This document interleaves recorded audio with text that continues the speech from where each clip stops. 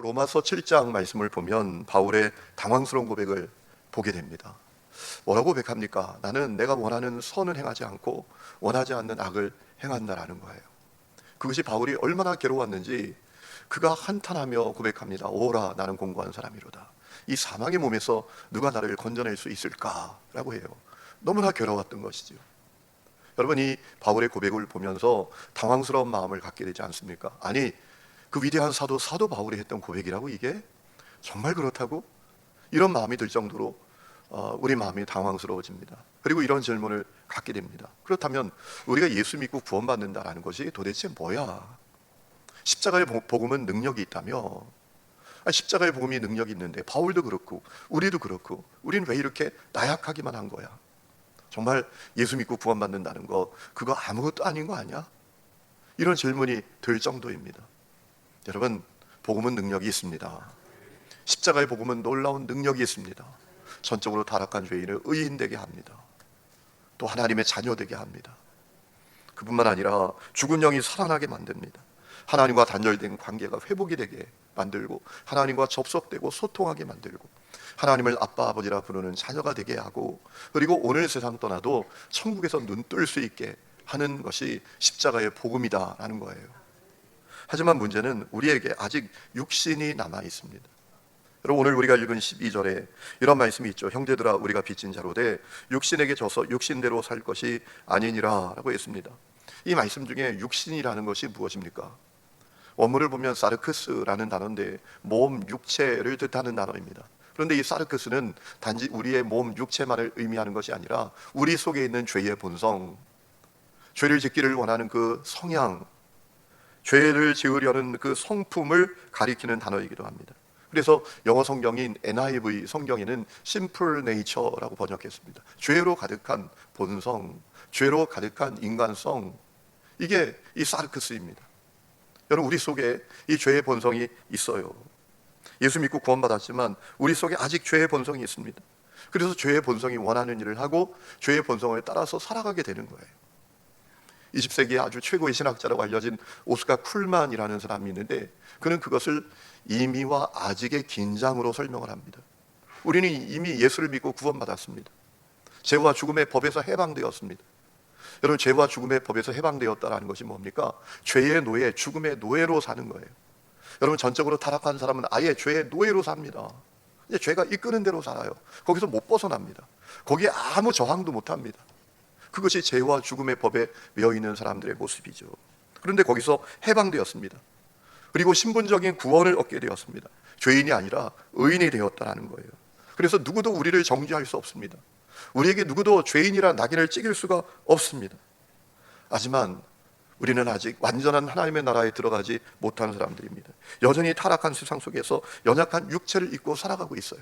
그래서 때때로 죄의 본성을 따라 살아가게 된다는 거예요. 여러분, 미국의 아주 최고의 복음주의자 사역자였던 존 스토트라는 분이 계십니다. 그분은 그것을 법적 신분과 실제적 상태의 차이로 설명을 했습니다. 자, 십자가 복음 믿고 구원받은 사람은 죄의 종과 마귀의 종으로 살던 삶에서 풀려난다라는 거예요. 그리고 성령의 법으로 이주하게 됩니다.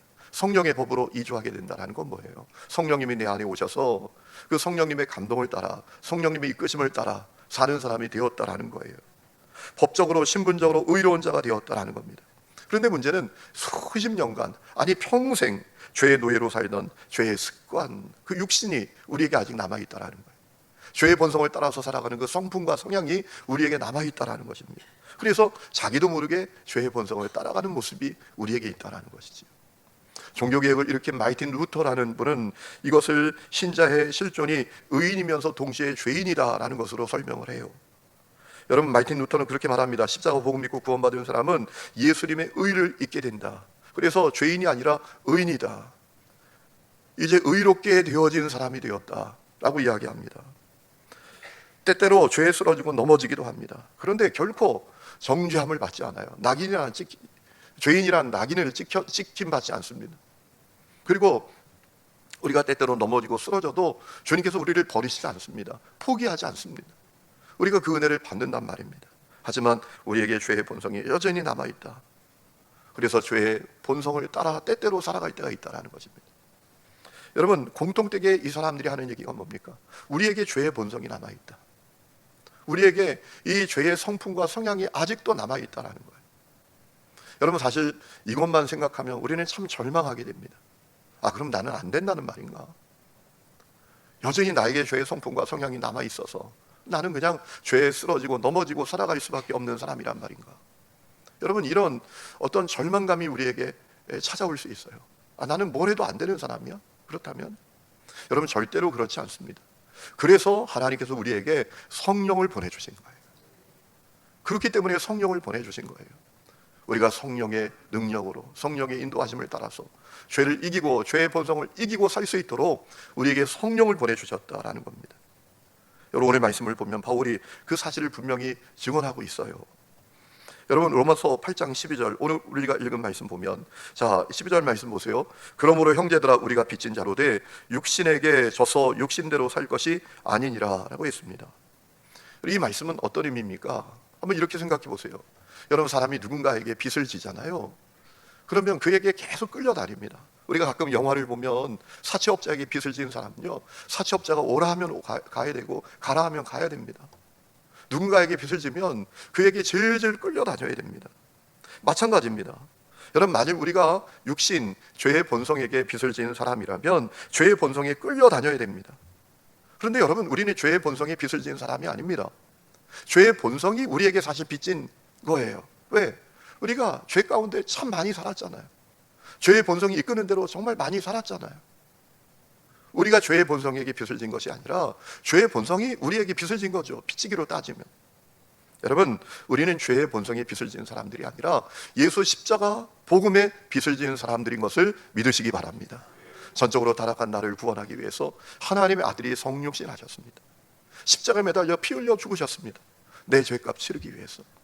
그 보혈의 피로 내 모든 죄를 씻음 받았습니다. 우리는 이제 죄인이 아니라 의인이 되었습니다. 우리가 한량없는 은혜와 사랑을 받았습니다. 그렇기 때문에 우리는 죄의 본성에 빚을 지는 사람이 아닙니다. 우리는 하나님의 은혜에, 복음에 빚을 지는 사람들이 되었어요. 그러므로 우리가 이제 죄의 본성에 끌려다닐 이유가 없다라는 거예요. 죄의 본성이 빚을 진 적이 없어요. 우리는 죄의 본성이 우리에게 빚을 졌죠. 죄의 본성이 우리를 끌면 우리는 이렇게 반응하면 됩니다. 야, 많이 먹었다 아이가. 내가 많이 끌려다녔잖아 너한테. 여러분, 우리는 은혜에 빚을 지는 사람이에요. 복음에 빚을 지는 사람들이에요. 여러분, 13절, 그래서 뭐라고 말합니까? 육신대로 살면 반드시 죽을 것이다 라고 했습니다. 죄의 본성을 따라서 살면 죽는다라는 거예요. 여러분, 여기서 죽는다라는 것은 어떤 의미일까요? 영적으로 캄캄하고 암흑과 같은 삶을 살게 된다라는 것입니다. 신앙생활을 한다고 하지만 참된 행복과 기쁨과 자유를 누리지 못합니다. 마음은 죄책감으로 가득합니다. 아니, 예수 믿는데 이상하게 인생이 피곤해. 신앙생활도 피곤해. 여러분, 그런 분들이 교회 안에 많지 않습니까? 오늘 여러분 가운데에도 그런 분들이 혹 계시지 않습니까? 여러분, 신앙생활 행복하십니까? 이 새벽에 행복한 마음으로 나오셨습니까? 아, 왜 알람은 또 울리는 거야? 좀 이런 날 안 울리면 안 돼? 너무 피곤하면 그런 마음 가질 수도 있지만 그 정도가 아니라, 아, 왜 새벽 기도가 안 들어가지고, 아, 신앙생활 좀 편하게 하는 교회로 갈까?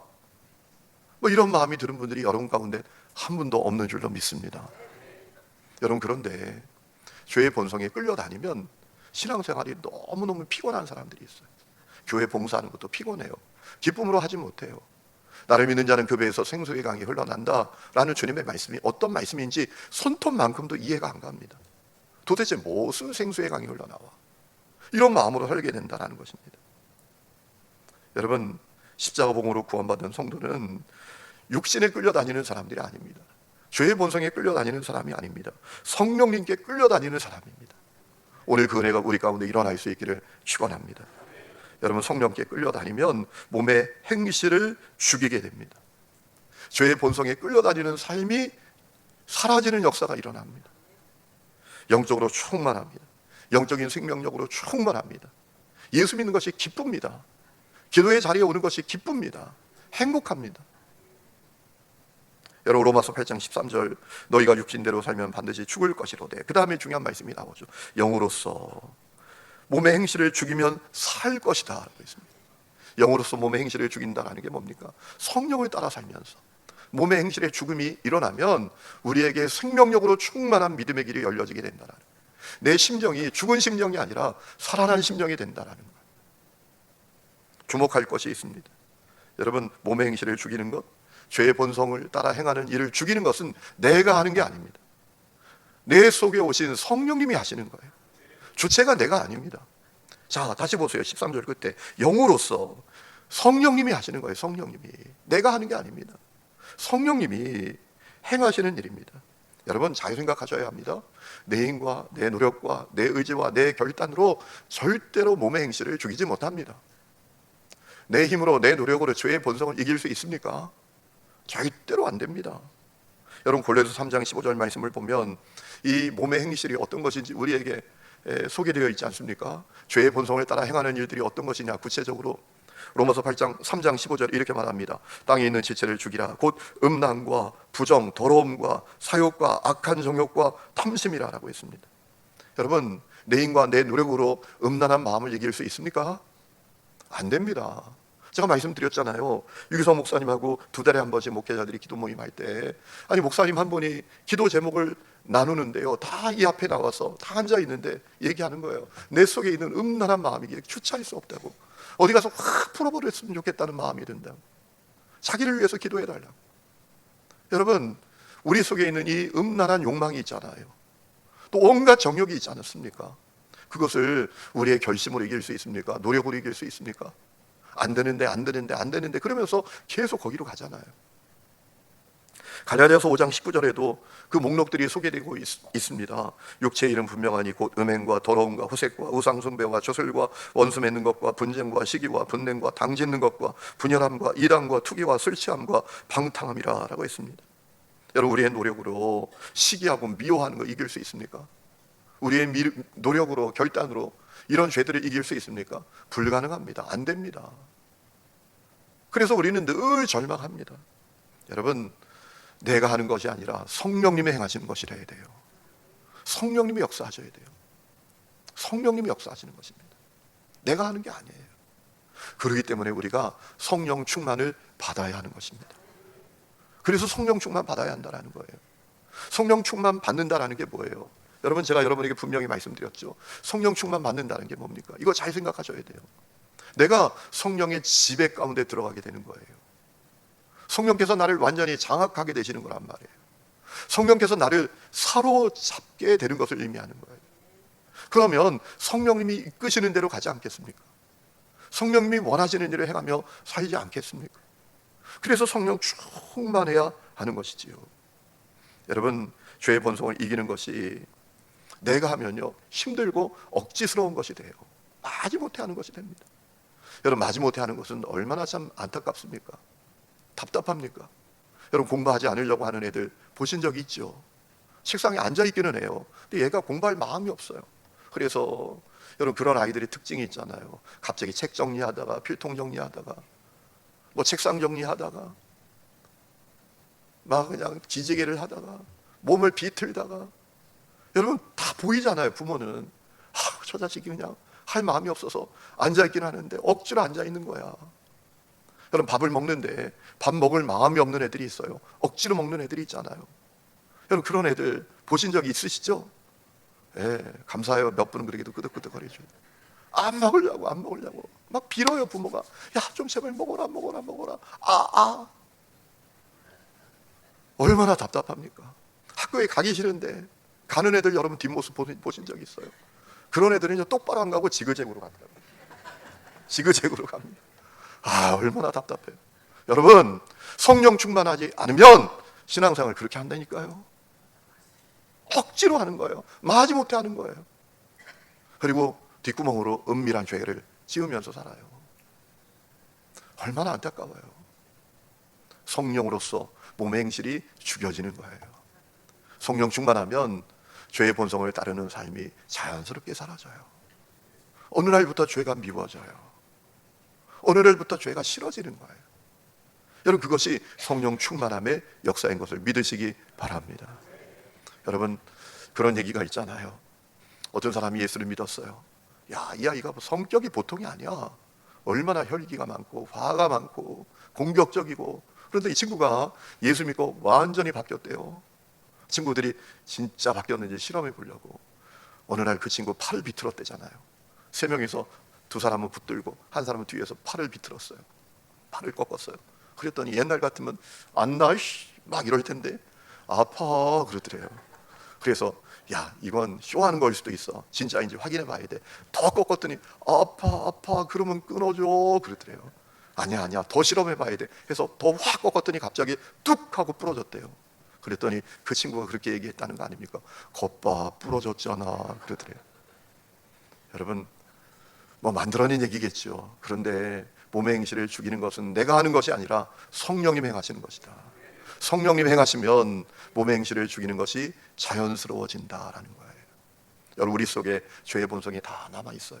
이것이 우리의 실존이에요. 여러분, 이것만 생각하면 우리는 절망입니다. 나는 뭘 해도 안 되는 거구나. 내가 거룩하게 살려고 노력해봐야 무슨 의미 있어? 안 되는 건데, 쓰러지는 건데, 넘어지는 건데, 이럴 수 있다니까요. 그래서 성령님이 우리에게 오셨어요. 여러분, 그 성령으로 충만해야 할 줄로 믿습니다. 성령 충만하지 않으면 평생 내 성품 갖고 사는 거예요. 화나 뻐럭뻐럭대고 나중에 미안하다고 해요. 상처 다 주면 뭐예요? 성령 충만하면 우리 안에 있는 화도 사라지고 우리 안에 있는 못된 그 본성도 사라지고요, 죄의 행실도 끊어지게 될 줄로 믿습니다. 여러분, 그 은혜가 우리에게 필요합니다. 여러분, 성령님은 우리 육신을 이기게 하십니다. 육신이라는 게 뭐예요? 몸뚱아리 아닙니다. 죄를 짓기를 원하는 성품, 성향, 죄, 본성 우리에게 남아있어요. 내 힘으로 못 이깁니다. 성령님이 충만할 때 성령님이 이기게 하십니다. 그래서 우리의 중요한 기도가, 주님, 내가 하루를 살아도 성령 충만하기를 원합니다. 이 기도여야 합니다. 여러분, 교회가 은혜로운 교회, 부흥하는 교회가 되는 방법은 무엇입니까? 우리가 다 성령의 충만함을 받는 것인 줄로 믿습니다. 여러분, 저는 가끔 이 순들을 생각하면서 기도가 간절합니다. 왜요? 순이 건강해야 되잖아요. 예배 드릴 땐 다 거룩한 것 같죠? 뭐 그렇지 않습니까? 예배 드릴 땐 다 은혜 충만한 것 같죠? 뭐 서로 얘기하지 않으니까, 서로의 반응과 태도를 우리가 모르니까. 근데 순회 가면 이게 드러나요. 말하는 것, 태도, 반응, 성품 다 드러나요. 여러분, 가끔 우리 교회 새가족이 오면 어떤 분들은 그렇게 얘기하세요. 목사님, 저는 그냥 예배만 드릴게요. 저한테 뭐 순회 가라고 하는 얘기 하지 마시고 봉사라는 얘기 하지 마세요. 저는 예배만 드릴게요. 왜 그러죠? 너무 힘든 거예요, 신앙생활이. 여러분, 왜 그러죠? 교회 안에 있어도 성령 충만 받지 못하니까 그냥 이 안에 있는 쓴뿌리, 죄의 본성 그대로 갖고 살아서 상처 주고 힘들게 하고 어렵게 하고, 그래도 교회에 오는 것이 행복이 아니라 정말 피곤한 것이 되는 일들이 오늘 한국교회 안에 너무나 가득하지 않습니까? 여러분, 성령 충만해야 교회도 부흥되는 줄로 믿습니다. 따라합시다. 내가 성령 충만하는 것이 교회가 부흥되는 길이다. 오면 뭐합니까? 쫓아내는데 쓴뿌리 내고 정말 저 세상에도 없는 모습 보여줘서, 야, 여기가 아니네, 여기 희망이 있는 줄 알았는데. 지난주에도 세 가지고 오셨어요. 이분들이 예수 처음 믿는 분들이에요. 친구가 너 예수 믿으면 좋겠다, 너 예수 믿으면 좋겠다. 이분들이 이과 아주 이성적인 분들이에요. 그래서 뭐 그 얘기가 별로 받아들여지지 않아요. 또 어느 날 친구가 또 얘기를 바꾸네요. 너는 예수 믿을 것 같아, 너는 예수 믿을 것 같아. 그랬더니 어느 날부터 자기 안에 한번 가봐야 되나? 근데 아이를 낳았어요. 아이를 낳고 아이들을 어떻게 잘 기를 수 있지? 아, 저 교회 안에 있는 사람들이 그냥 교회는 다니는 거 아닌 것 같은데 뭐가 있는 거 아닐까? 어떤 구도자의 심정으로 오셨더라고요. 근데 여러분, 왔는데 제 마음이 반반이에요. 절반은 너무 좋아요. 근데 절반은 근심이에요. 이분들이 좋은 영향 받고 좋은 경험하고 정말 좋은 만남을 가져야 될 텐데, 아, 이 사람이 아니구나. 그러면 어떡하지? 이런 두려움이 또 있는 거예요. 성령 충만해야 합니다. 성령 충만해야 내가 살고 순이 살고 가정이 살고 이 나라도 살게 될 줄로 믿습니다. 여러분, 영으로서 몸의 행실을 죽이면 살게 됩니다. 성령으로서 몸의 행실의 죽임이 일어나야, 자연스럽게 일어나야 생명 역사가 시작이 되는 것입니다. 우리 모두에게 그 은혜가 있기를 주의 이름으로 축원합니다.